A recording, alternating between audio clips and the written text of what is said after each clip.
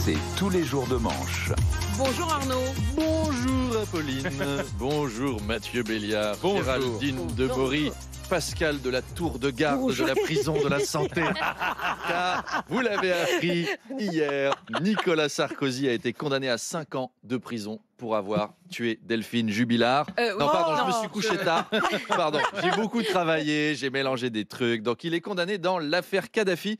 Comme quoi, ils ont raison aux grandes gueules. Hein. C'est Nicolas qui paye à la fin. 5 ans de prison. Alors, l'ancien président a passé les journées d'hier avec sa famille, avec ses fils notamment. Nous, on en connaît un, Louis Sarkozy, qui a une chronique dans notre matinale. On connaît moins Pierre Sarkozy, qui fait du rap, et lui doit être content. Parce que jusqu'à présent, niveau street credibility, c'était pas ouf, quoi. Fils de président, ça sent pas le Bronx. Hein, quand la seule galère que tu as eue dans la vie, c'est que le couloir était trop long entre ta chambre et les toilettes, parce que l'Élysée, c'est grand quand même. Bon, il n'y a pas de quoi faire la première partie de calage criminel. Par contre, quand ton père prend 50 tôles pour association de malfaiteurs pour avoir dealé des millions avec des dictateurs, là ouais, là c'est cool, respect quand même. là respect. On n'est pas encore dans le 9-3, mais on se rapproche. C'est-à-dire Pierre Sarkozy, il est déjà en train de travailler sur son nouveau titre, Mon papa à moi est un gangster. Mon papa à moi est un gangster. Il fait partie des anciens RPR. Que de souvenirs. RMC Gold. Donc un président en prison. Tu m'étonnes que les Français soient dégoûtés de la politique. Tiens, à ce sujet, est-ce que vous n'avez pas vu passer cette petite info marrante?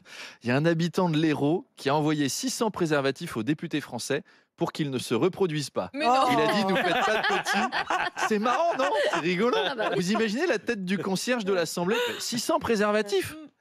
Enfin, DSK n'est plus député, monsieur. Qu'est-ce qu'on va faire avec ça? Il aurait pu envoyer 600 préservatifs au Sénat aussi, mais bon, il aurait aussi fallu envoyer 600 pilules de Viagra. Enfin, attention, non mais c'est chaud les sénateurs, c'est vrai que ça part vite. En tout cas, il y en a un qu'on peut pas dire qu'il est précoce, c'est Sébastien Lecornu. 2 semaines qu'on n'a pas de gouvernement. Enfin si, on a Sarkozy à la santé, mais c'est tout. Il galère le Cornu, il n'a pas une vie facile en ce moment. Il recevait l'ensemble des syndicats cette semaine à Matignon pour un temps d'échange sur le budget, les retraites et la justice fiscale. Il a dû vouloir se faire bien voir des syndicats, mettre les petits plats dans les grands.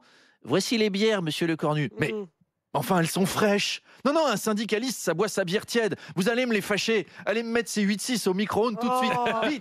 Et le barbecue, là, pour les moustachus. Il faut plus de charbon de bois. Allez m'en chercher chez l'arabe du coin. Mais allez fermer l'ambassade du Qatar. C'est les arabes du 16e. Ils font avec ce qu'ils ont. Du 26 au 28 septembre, le MoDem de François Bayrou va ouvrir son université d'été. Ça se passe à L'Isle-sur-la-Sorgue, dans le Vaucluse. Oui, alors Bison Futé ne prévoit pas de grosses perturbations dans le secteur. Donc si vous voulez y aller, faites-vous plaisir. Apolline, une idée week-end, une idée passion. Sur le site du MoDem, il y a une plateforme de covoiturage. Donc ils vont faire un monospace au départ de Pau avec le trésorier et le secrétaire. Pourquoi t'as pris un monospace? On n'est que 2. Et Bayrou va venir en jet et il va organiser un vote de confiance.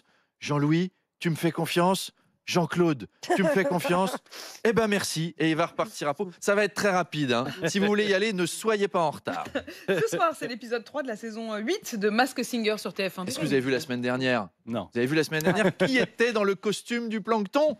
Vincent Moscato. Il a chanté une chanson paillarde avec son accent du sud-ouest. Le curé de Camaret a les couilles qui pendent. Donc il y a eu du suspense pendant environ 2 secondes. C'est Maïté, non? Elle est morte? Non, c'est Moscato alors. Et il était dans un costume de plancton. C'est pas facile le plancton. J'imagine la costumière quand elle a reçu la commande. Non, les gars, je veux bien un tétard, une baleine, le commandant Cousteau, mais du plancton. Elle doit être en PLS en imaginant les prochains costumes qu'on va lui demander, elle. Christine, on aurait besoin des costumes suivants. La personnification de la beauté chez les peuples amérindiens, la poussière, la canopée de la jungle en République centrafricaine, le brouillard, le virus du chikungunya et le cholestérol. Ah oui, bon ça courage. c'est bien ça. Donc ce soir, peut-être qu'il va y avoir encore un autre animateur de RMC dans un costume. On écoute. Ramenez la coupe à la maison. Allez. C'est Gilbert Bribois. Oh, comment ils ont deviné? J'étais pourtant déguisé en odeur de muguet au printemps. Alors regardez ce soir, on ne sait jamais, il y aura peut-être Mathieu Béliard déguisé en symphonie polyphonique. Ça va être formidable. Bon week-end.